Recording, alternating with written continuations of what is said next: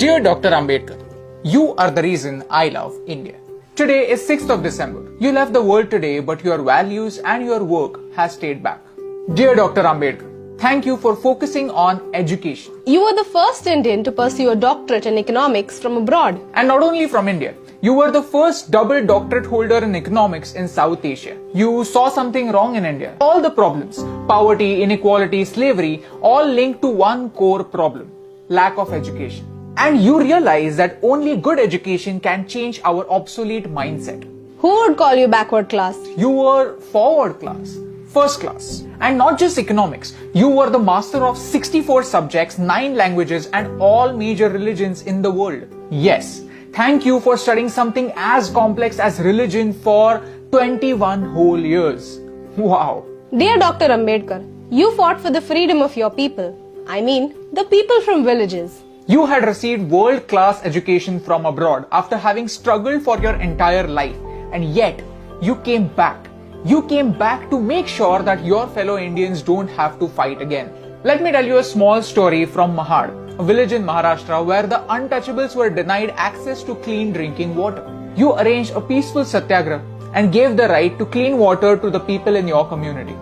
This was 2 years before Gandhiji's Salt March. You said, "We are not going to the Chowdar tank to merely drink its water. We are going to the tank to assert that we too are human beings." Dear Dr. Ambedkar, thank you for considering knowledge as your true legacy. Your personal library, Rajgriha, has more than 50,000 books and that remains the largest private library in the world. Dear Dr. Ambedkar, we as Indians were lucky to have a scholar like you to guide us and write our constitution. Building a nation is a mammoth task and it was a victory for you, your passion for education and the people of India that you took up this task. If you have a job, you have to thank Dr. Babasaheb Ambedkar because he changed the working hours from 14 hours a day to 8 hours a day. Mondays would have been even more blue had it not been for Babasaheb Ambedkar. Today, on one hand, we have the social evils of casteism in the backward parts of India, and on the other, we have something like reservation, which was intended to create equality, to create equal opportunities. I feel sad that both these issues are not addressed correctly but used as vote banks by our leaders. Leaders, I don't think leaders is the right term. I don't think they are leaders, they are politicians because they play games with us. And no matter who wins, India loses. But you taught us to win.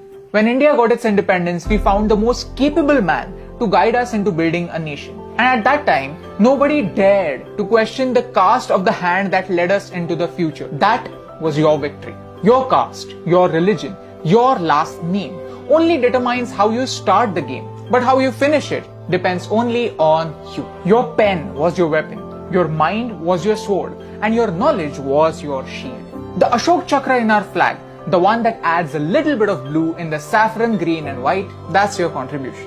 Dr. Bhimrao Ramji Ambedkar or Baba Sahib. You are the father that made India into one giant family and you had the vision that every member of this family should have an equal right. Every member of this family is an equal member. Today I want to remember you and your work because we need it. We need to realize that all of our problems have only one permanent solution: good education. Not the one that remains in the books, but the one that reflects in our action. You showed us how, and that's the reason why I love you.